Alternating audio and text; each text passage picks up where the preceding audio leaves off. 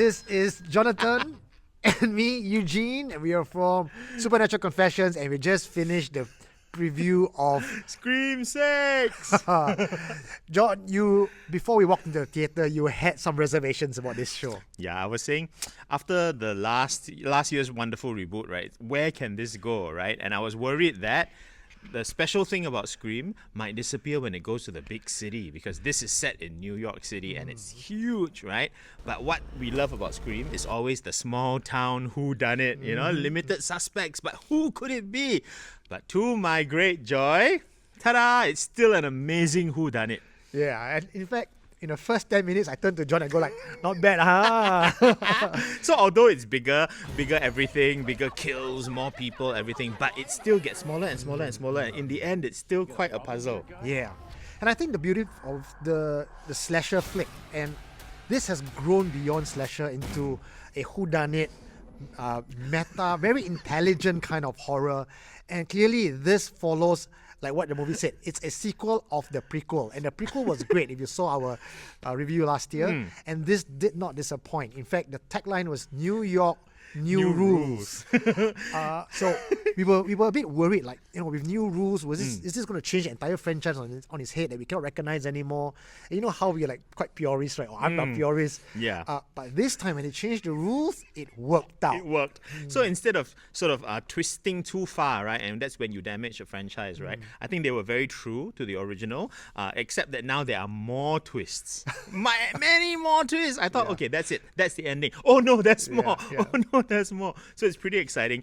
It's also very good because you still have a lot of legacy in it. You have characters from way back into the first film, as well as from last and in fact every film along the way. Yeah. So you kind of do need to do your homework, okay? But it will pay off. Watch the 5 films, then watch this one. Like what we say in the last requel, they paid homage to a lot of the nostalgic factor. So if you are an old fan of the show, watching this, you will feel very good. Very shocked. If you're new to this whole franchise, it still works out very well. Correct. Watch it first and then go and binge the rest. Yeah. Also can. And I got to give props to acting. The acting is great. Usually when it comes to horror, I would say like acting is secondary. But the lead actor, the actress for this one really pays off. Yeah, I mean it's the Scream franchise has always been satisfying because it's a slasher film, but with brains, with good acting, with clever plot, and with humor. So it's kind of like the optimal slasher. I mean, we love all slasher films, right? But there's a special yes, but there's a special place in our hearts for the Scream franchise. Yeah. So which is your favorite scene?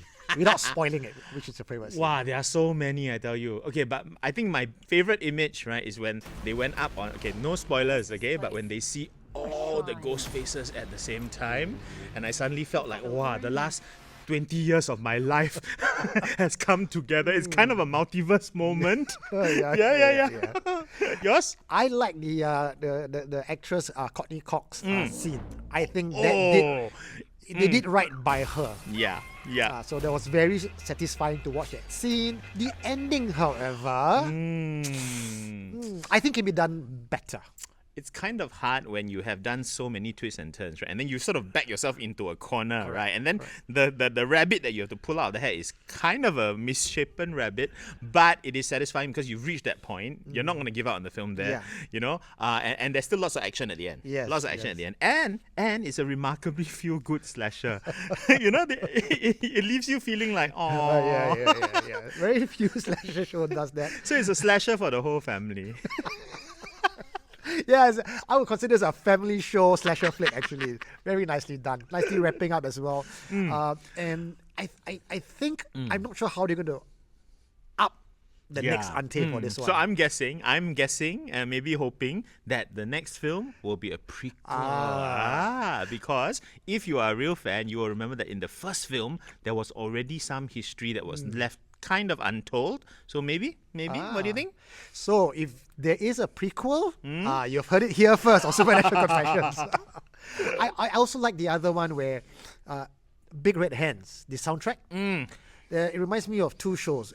First, of course, is the Scream franchise, and the second is Peaky Blinders. But the minute you go ting, ding, ding, ding, that brings me back to episode number 1, Scream 1. So there's lots of legacy here. So really, really enjoyable. Really sort of challenging you to remember details. The film moves really fast, so you got to be on your toes. Okay? Don't look away for a second. Okay, and I was kind of scared that the big city environment would kind of spoil that flavor, but I think they managed to find all these weird corners to trap you, on the underground, in an alleyway, in an abandoned theater. The settings are wonderful. In fact, I find that the whole setting in New York, when they play with the alley and the train thing, that was very intelligent. In fact, it's even scarier because in a crowded place, you still can die. Which means it has to happen in New York, which is one of those cities where people will just let you die without doing anything. So definitely this movie is a guaranteed recommendation. It's a must-watch. No regrets. No regrets. All right, man. Scream! And for Ghost Motor Movie Review, Scream 6, my name is Eugene Tay. I'm Jonathan Lim. We'll see you guys on the next movie review back session. Ching, ching, ching, ching.